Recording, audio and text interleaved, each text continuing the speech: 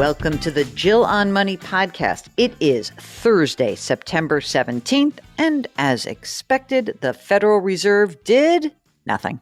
Yeah, I know they explained what their new policy is. They're going to let inflation drift a little bit higher. They really want to focus on the jobs market, and they think that the economy is going to take a while to recover. Not new ground there. So, you know what? We got 0% interest for the foreseeable future, and that's likely to impact your financial life in a lot of different ways. One way is the impact on mortgage rates, which through a combination of low interest rates for the short end, which the Fed controls, and just the cratering economy around the globe, all interest rates are lower. So we do have very low mortgage interest rates, which gets us into the question of today. It's a question that so many of you have asked, and it is the question of paying off the mortgage early or refinancing.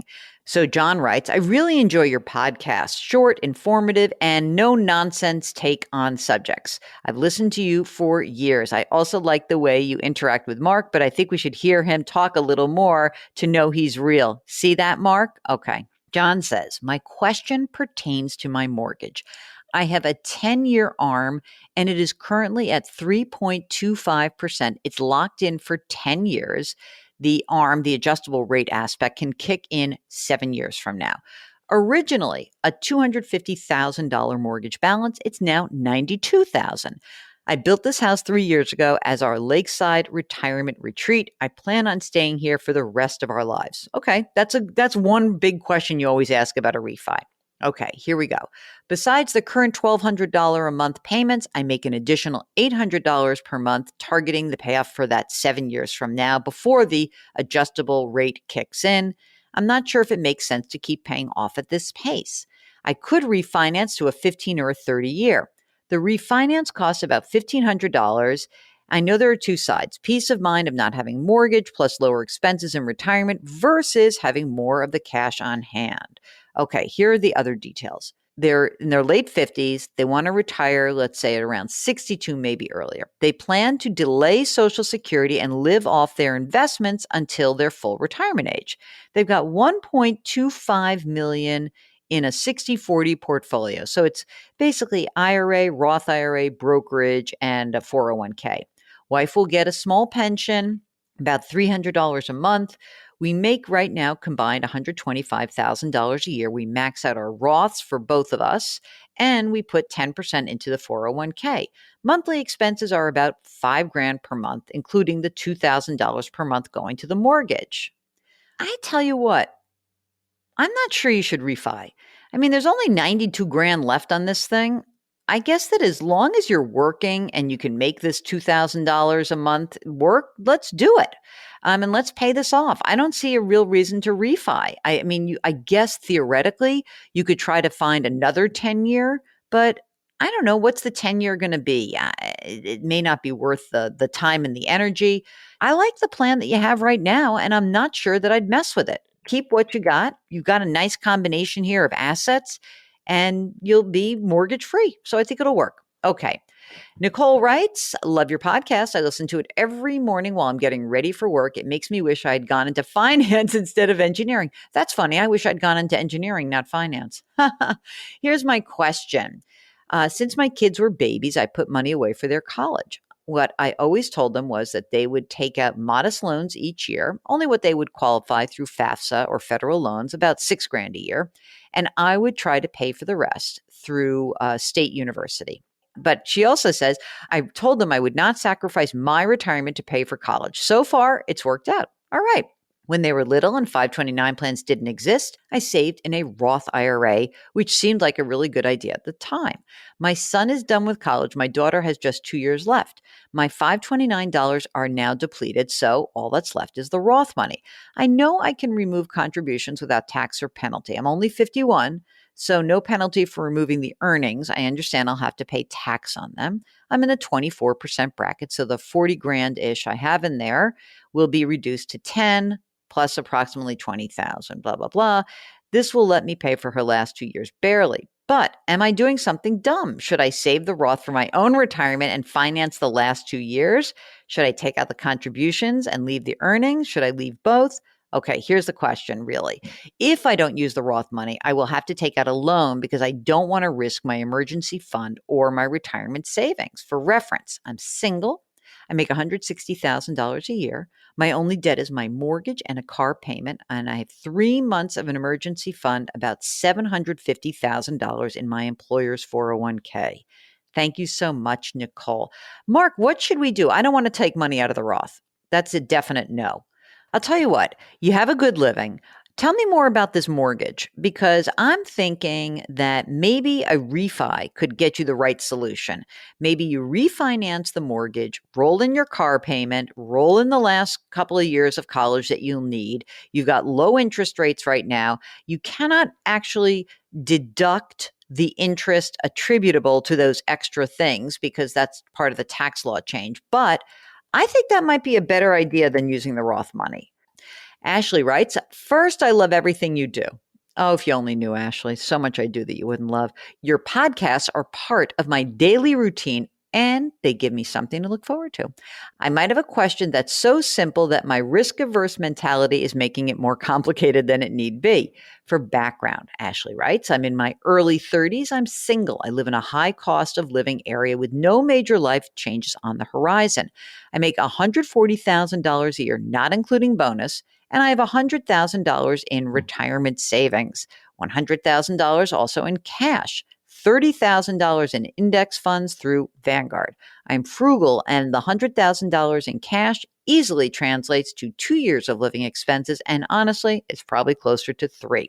Eventually, I would like to buy a condo or a house, but it's too expensive where I live. Looks like about $1,000,000, she says. Okay, question. Where do I go from here to be smart with my money? I paused my investing in March, largely driven by COVID-related uncertainty. But with $100,000 in cash, I don't think it makes sense to hold much more. Should I just shovel money into Vanguard and enjoy the ride? Are there other investment options out there I should consider? Really appreciate any advice you may have. And even if it's just telling me to wake up and quit being so nervous about putting cash in the market at this time. You know what, Ashley? I understand. It was pretty crazy in March. And one of the things that hopefully you've now learned 6 months into the mission is that whatever fear you felt in March is the flip side of the fear you might feel right now.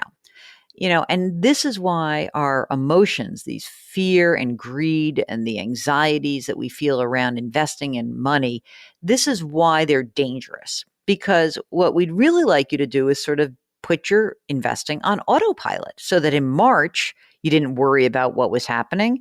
And now you don't worry about the markets rising from those levels. So yes, do I think that you should have index funds through Vanguard and use that money that you have that's in the cash account? Absolutely.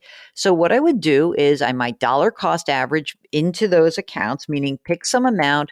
Don't need to have more than 2 years of living expenses, really. Even if you're wimpy, that's enough.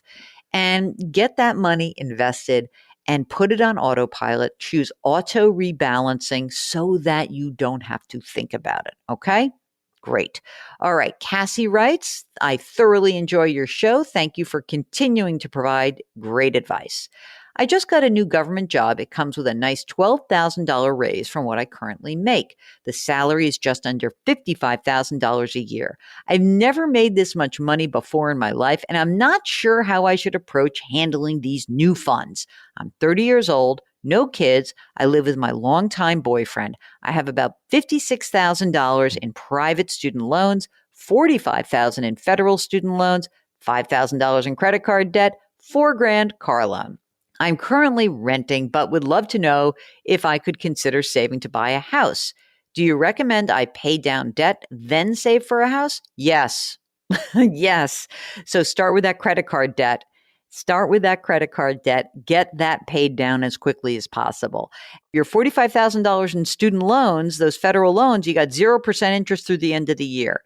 So what I want you to do is create a spreadsheet.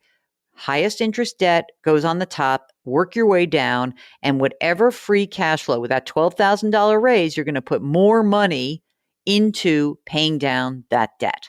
Okay.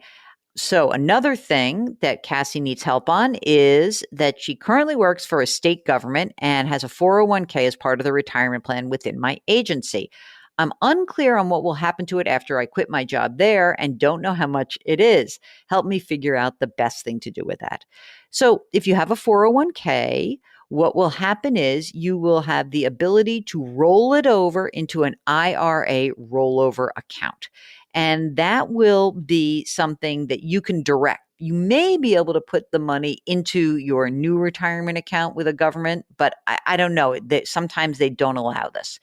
At the very least, you can take that old 401k, roll it into some fund where it will be an IRA rollover and you'll do some sort of investing. Now, because you don't have a lot of experience with investing, the one thing you might want to consider is to use a robo advisor, use a company that will invest on your behalf based on your risk tolerance. That might be Betterment or Wealthfront, or maybe it's Vanguard Digital Advisor or Schwab. But in any event, that's what you'll do with that. If you don't have the confidence to invest it yourself, that's the best way to handle it. All right. And here is our last question of the day from Renee. Is it true for the fourth quarter on a paycheck, there will be no Social Security or Medicare taxes taken off? Then come the first quarter, taxes will come back on the paycheck, but will be more than taken off. Okay. So this is the FICA tax. Most companies are not doing this, Renee. So most companies have opted to not participate in this program. So you got to check with your own company to find out whether they are or they're not. And if they are basically saying you don't pay into Social Security or Medicare for the fourth quarter, but they will come back in the first quarter. And that's kind of annoying. Okay, Renee also wants to know, does your credit score get affected with the more credit cards that get opened in your name? Yes, absolutely. And yes, it could be harder to get a vehicle loan. So calm down. Don't close these accounts, but don't open any more. All right, that's it. That's the program. So coming into the end of the week, we'll be happy to chat with you tomorrow. If you've got a financial question, don't hesitate. Just send us an email, askjill@jillonmoney.com. And, if you think this podcast is helpful for you, could you pass it along to someone else as well? That would be really helpful for us. Don't forget to wash your hands, wear your masks, maintain your physical distancing, and try to do something nice for somebody else today. Okay, we'll talk to you tomorrow. Thanks for listening.